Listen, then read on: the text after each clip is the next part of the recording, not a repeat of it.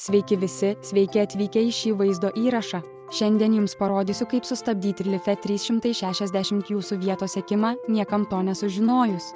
Kaip visi žinome, Life 360 yra platforma, leidžianti visiems cirksle nariams sekti savo šeimos narius ar draugus visą parą.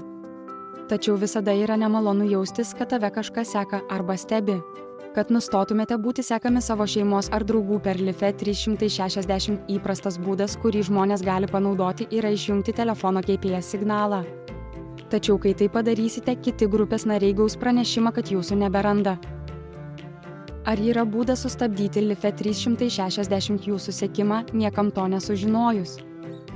Geriausias būdas yra naudoti vietos imitatorių, kad apsimestumėte esąs kitur, jei norite, kad viskas atrodytų normaliai.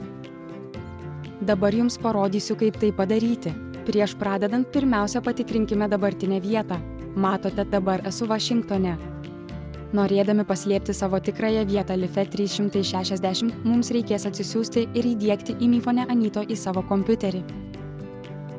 Tada paleiskite programą ir spustelėkite pradėti.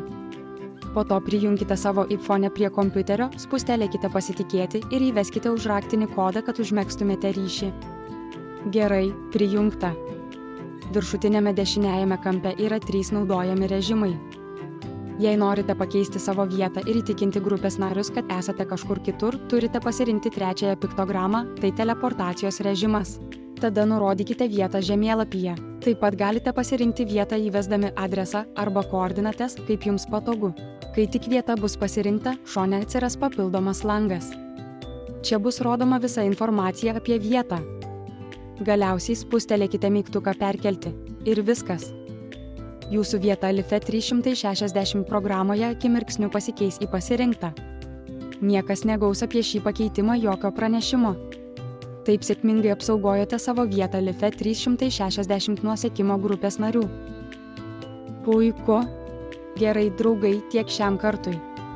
Jei šis vaizdo įrašas jums buvo naudingas, prašau palikti nykštį į viršų ir nepamirškite užsiprenumeruoti mūsų kanalo.